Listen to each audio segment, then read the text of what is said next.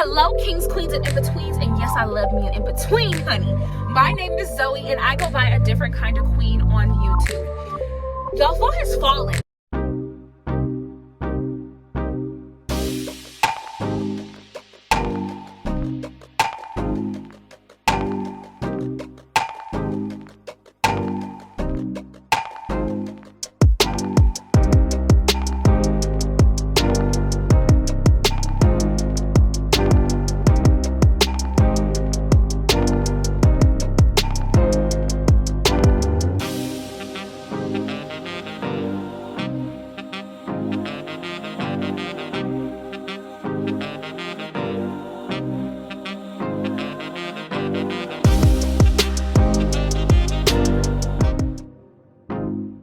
Boom. This is going to be the story time of my friends with benefits situation part 2. If you have not watched part 1, go back and watch part 1, because there are going to be things in part 2 that make no sense to you unless you've seen part 1.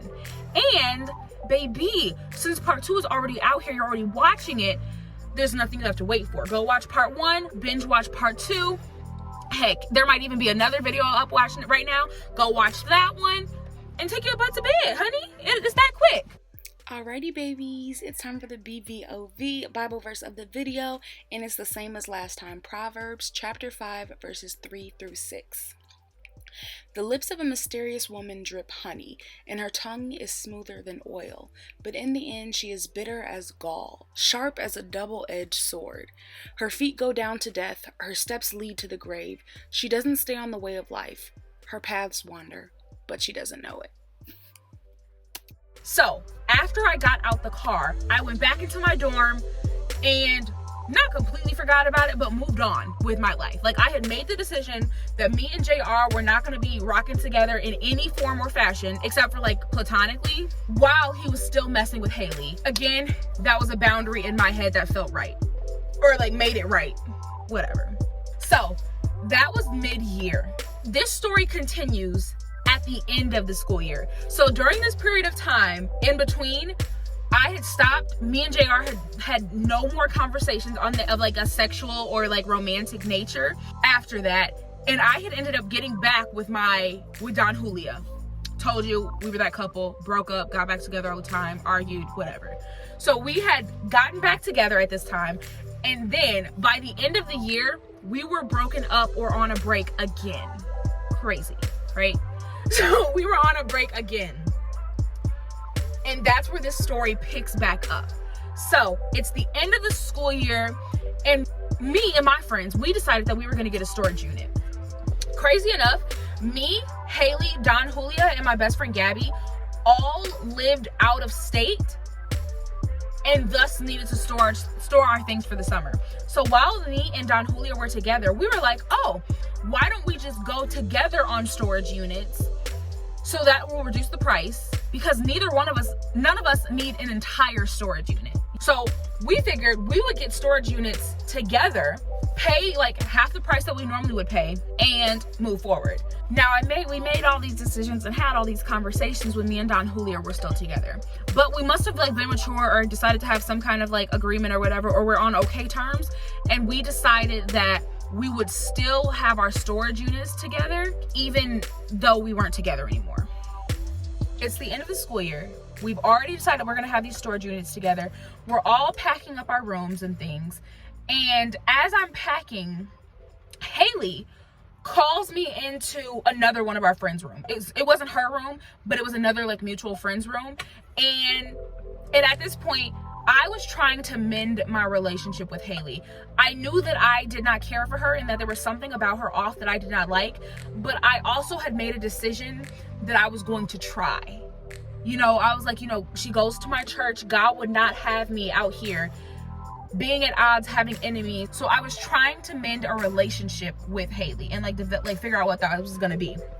So throughout the course of the year, we had talked every now and again, and we were on speaking terms at the very least. Like we were something to each other. So Haley called me into another mutual friend's room and told me that she was done with JR at this point in time, he was not the kind of guy who was going to settle down with anybody. You know what I mean? And she was looking for someone to settle down with, and he was just never going to be that. So I guess she had like realized it, or he had said something, and she was like, yeah, I'm done with him. And I was like, well, good for you, girl, right? Now, if you've watched part 1, you know that was one of the contingencies of me and JR not talking. So it's like, when that happened, even though I wasn't thinking about JR, it opened the door for something to happen with JR, which is why I included it in this story. So she tells me that, and I'm like, okay, good for you. I go back to packing. Okay, y'all, so pause. I'm realizing as I'm editing this that there's something that I didn't make clear to you all. And that is that me and JR, when we were having that conversation in the car, we were talking about, sex and sexuality, and how we were both desiring to have somebody that we could experiment with sexually as friends, no commitment. So that's why things worked out between me and JR, and that's why we were originally only ever going to be friends with benefits. There was never any commitment desired by either one of us. All right, get back into the story time now, y'all. At this point in the story, Gabby has already gone back to Kansas. Me, Haley, and Don Julia, we all had to wait for JR to come with a truck for us to load our stuff in and load it into the storage unit in however many trips it took. So this is where that story really continues, is we're finally moving in, is the situation.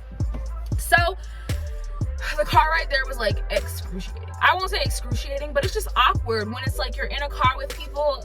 Okay, it's awkward to be in a car with your ex, period, after you guys just broke up. We recently had broken up. And I was like, But I was in the car. I was basically in the back, silent to myself. Haley and Don Julia were definitely friends. And we're he-kin. JR was in a weird place with Haley, and I was in a weird place with Don Julia. So it was I basically sat in the car silent and was moving my stuff up. If we weren't talking about what was coming out of the car first, there really wasn't much conversation going on. So there comes a point in the moving situation where Haley and Don Julia were upstairs kikiing by themselves, and me and JR were trying to figure out what the next load was going to be downstairs in the back of the truck. The next thing to go upstairs was my trunk. Now, I will tell you, baby, I loved my trunk, okay? It's I don't know. If you haven't seen the trunk, maybe I'll try to insert a picture of it because it's kind of hard to explain. It looks like an old-fashioned suitcase, but it's big. So that big trunk that I had, I used to stuff it as full as I could. So I would stuff as much as I could into my trunk. Thus, that trunk was heavy as heck, y'all.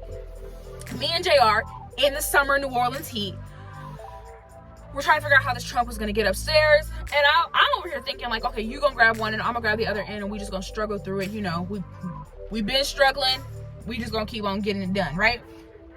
He picks it up and carries it up the stairs by himself. I am not even gonna cap. I was mad impressed. I was like, child, that's manly man right there. I was like, dang. So I guess when he had come down the stairs, I still had that stuck look on my face, dang, okay. I was impressed. And he looked at me oh, you like that? And I was like, because I ain't no hater. So I was like, okay, I was like, yeah, that's impressive. But then he was starting to feel himself. So I was like, what, you think I'm gonna ask you to carry me on your face? And he's like, well, I was like, no. One of us brought up the fact that he and Haley were done. I think it was him. I think he brought up the fact that him and Haley were done. And I was like, yeah, she told me. So, and he's like, so what you trying to do? And I was like, I'm down if you're down. I'm in it to win it. Got to see it through, my boy. Got to see it through. So I was like, okay. And yet again, I was in the same situation.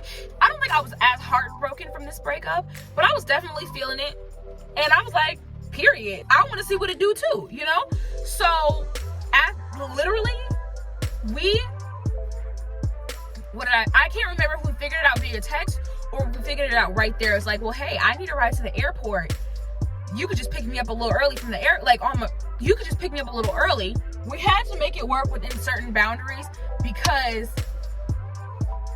I was in college. He lived at home with his parents, and we weren't trying to be public with it. It was definitely one of those like sneaky links, like a sneaky link. So I was like, okay, well, I need a ride to the airport, and I was gonna ask you anyway, so you can just pick me up early for that, and we can get it popping then, and you can take me to the airport. And he was like, okay, bet. And that was the plan. It all happened before Don Julia and Haley came back downstairs. After that, we kept it pushing, kept acting like nothing had happened.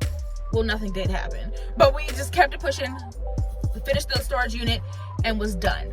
It was like my freshman year, and because I sang in concert choir, and concert choir sang at the graduation, I got special permission along with my choir mates to stay in the dorms until senior move out day, right? So I said that because everybody was gone. On the night of graduation, after I get done singing, one of my friends that's in the choir, she came up to me, she was like, Zoe, it's an emergency, I need help, my room is not clean, I am not packed, and my mom's coming tomorrow. I was like, okay girl, I got you. As we're cleaning and packing, my friend has mad bottles, like alcohol bottles, like half full alcohol bottles. So I was like, girl, what are you gonna do with all this alcohol? She said, I can't take it home, like my parents can't see it, so we gotta drink it and throw it in the trash. I said, well, JR was coming to get me at either 3 or 4 o'clock the next morning, because my flight was like a 5 or a 7. So I'm helping her clean, we're drinking, we're taking stuff out. Then another girl who was a senior who had special permission or performed or something was in the dorm, and she's like, oh hey, just saying hello. We had never really met her or anything. She was just like in the hallway and was trying to like meet new people. So I was like, hey girl, this is that. And we were like, so girl, we got these bottles we gotta finish. If you just hanging out, you're welcome to it, right? Because it was way more alcohol than we could finish. And then she was like, well, I got some weed I gotta smoke. I can't take this weed home. At this point, I still smoke weed. I will do another story time on why I do not do drugs in any form or fashion anymore. There was a really big thing that happened to me in my life. That is why I don't do drugs anymore, period. So that'll be another story time. But so we were like smoking weed, we was drinking, and then, so basically, I think JR was supposed to come get me at 3. Like we had planned 2 hours for that, 2 hours for our little sneaky link, and I was supposed to be at the airport 2 hours early. He does not show up. And I'm like, what? Like, I was mad confused. Sure enough, I was also under the influence, but I was like mad confused. So I'm like, what the heck is going on? So like, he's not there. And I'm like, okay, I'm gonna give him some time, because like I'm a late person, so I 100% give grace to people who are late. So I'm late, and he's like 40 minutes late at this point, and I'm like, okay. I might have texted him once and be like, hey, you still coming? Like, whatever, right? After that, I blew his phone up. Not because I was like, when you supposed to be linking with me, you acted like it had nothing to do with the sex. It had to do with the fact where I was like, if you're not gonna take me to the airport, I need to know now, because I need to plan for that.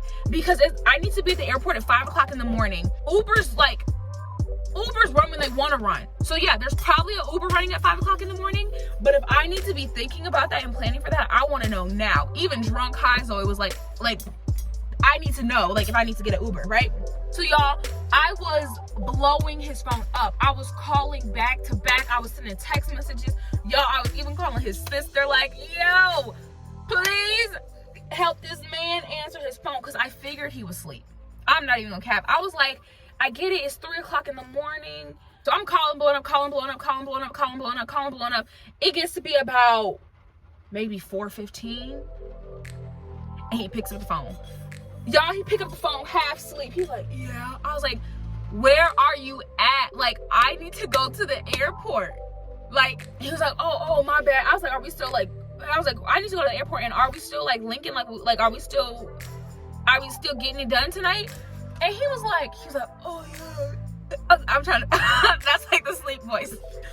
But he was like, oh yeah. I just fell asleep. I'm gonna be there in like 20 minutes. And I was like, okay. So I'm high, I'm drunk, and he finally shows up. We got myself in the car, and he was like, hey, y'all okay? And I was like, yeah. What you talking about? We're fine.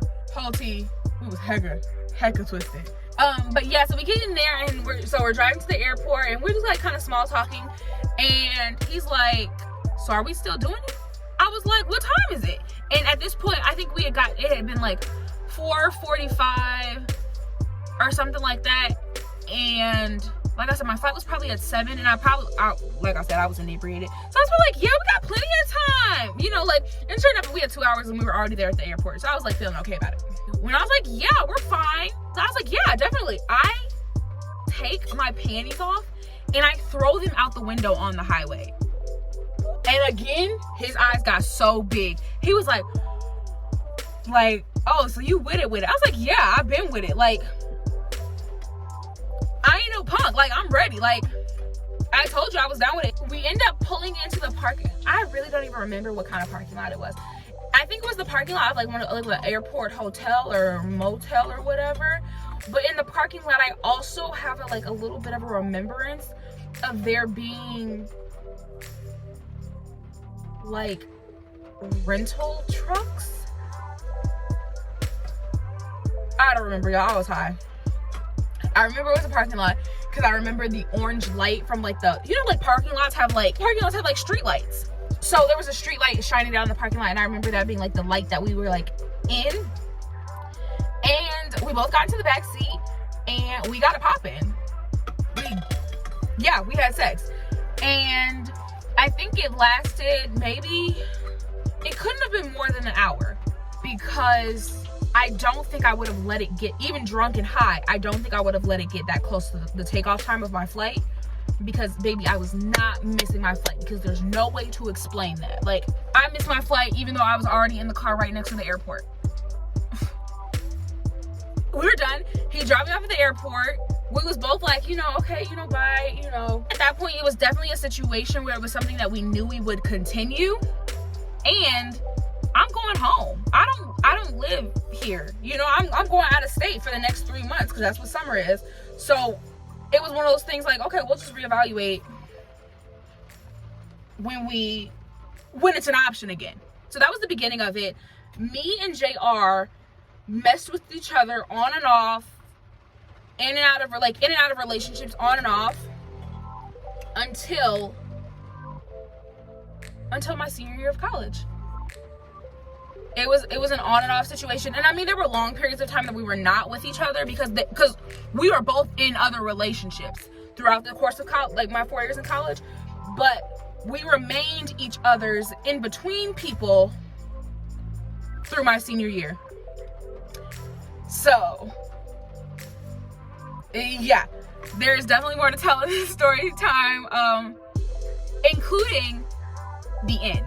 So I think that one of the life lesson learned, like I said, the point of me telling my life's stories is because every single thing that happened to me, every single situation that I was in, helped turn me into the woman of God that I am now. And the start of this situation and just the way that I functioned really planted a seed in me that I can see evidence of today. So, life lessons learned during this video. I have a seductive spirit on me. Like, I don't know exactly how to say it, and honestly, I don't even know like what the biblical, we know that we're all battling demons, right? That was one of the demons that I had to contend with in my journey towards the woman of God that I am now. And sure enough, in the moment, I couldn't see it. And that's why I chose the Bible verse that I chose. Is because if you're being honest with yourself, when you are studying your word in the Bible, you don't always come out on top. You don't always read yourself into the life of, the prodigal son. You know what I mean? Like, somebody had to be the brother. You know what I mean? And this was one of those situations for me. When they talk about in Proverbs, when the mother is talking about protecting her son from women whose words drip honey and are smoother than oil, I was that woman. And I didn't know it at the time. I didn't realize that seduction and like seducing him was what I was doing. But I recognized that I had a void in me and that I was going to fill it in this way. So I read myself into that woman, and I was like, yo, that's not who you're trying to be. I'm trying to be the wife. I'm trying to be the wife that is going to bring him all good things. I'm not trying to be the woman who, and especially the part that hit me was when they talk about that her path is wayward, but she doesn't know it.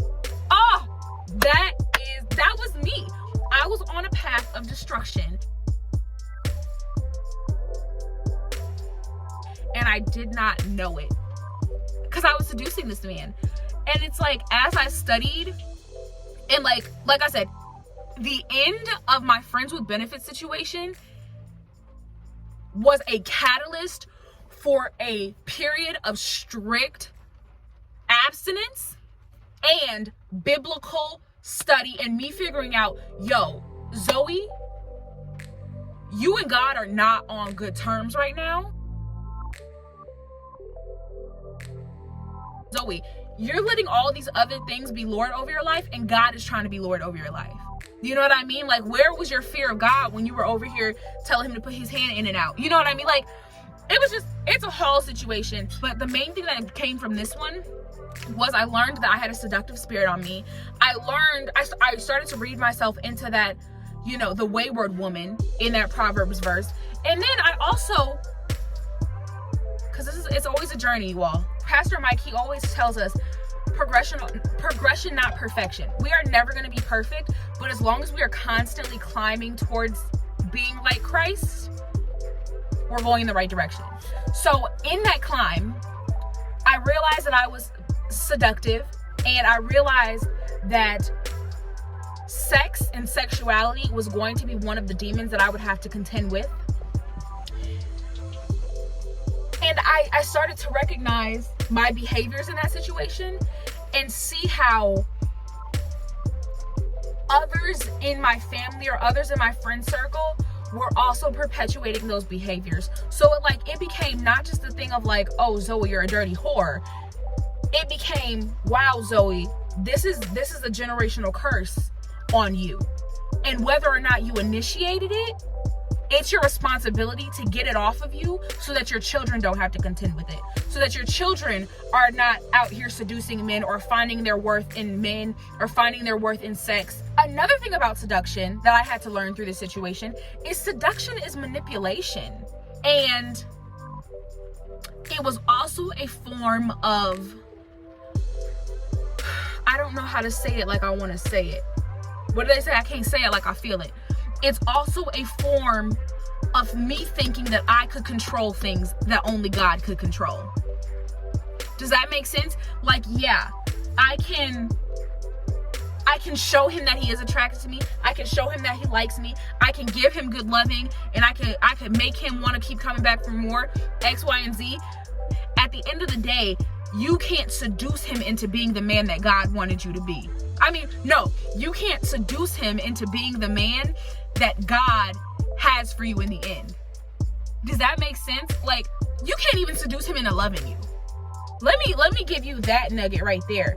Anytime we as human beings are trying to interfere with life, it is not going to add up to what we want it to be. And I was using seduction to do that.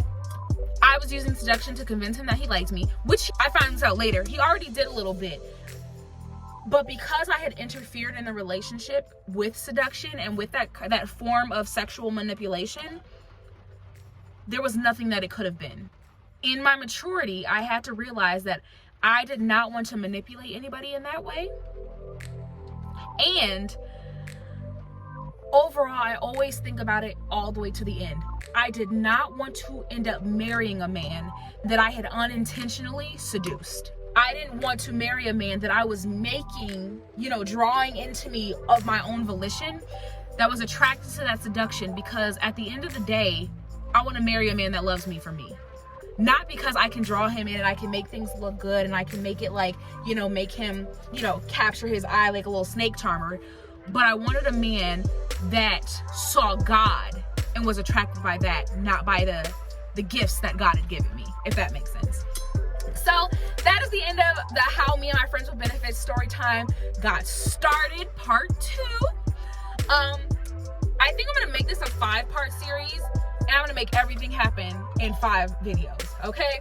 So yeah, like, comment, and subscribe under this video. I will do a Q&A. So if you ask me questions about like, hey, what actually happened with JR now, which is gonna be another video, or hey Zoe, what did you do when you realized that you were seductive? Or, you know, just like any questions that you might have about me in this journey, and even how to read a Bible verse and be hurt by it and still learn from it, throw it in the comments and I will create a video on it. Thank you so much for watching, you all. Share with a friend if you know somebody who you feel like, you know, might have a little bit of that, you know, seductive spirit on them, or who you know is in a friends with benefits situation and might want to hear about somebody else's and how that happened. Share this video with them. And yeah, I'll see y'all in the next video. Peace.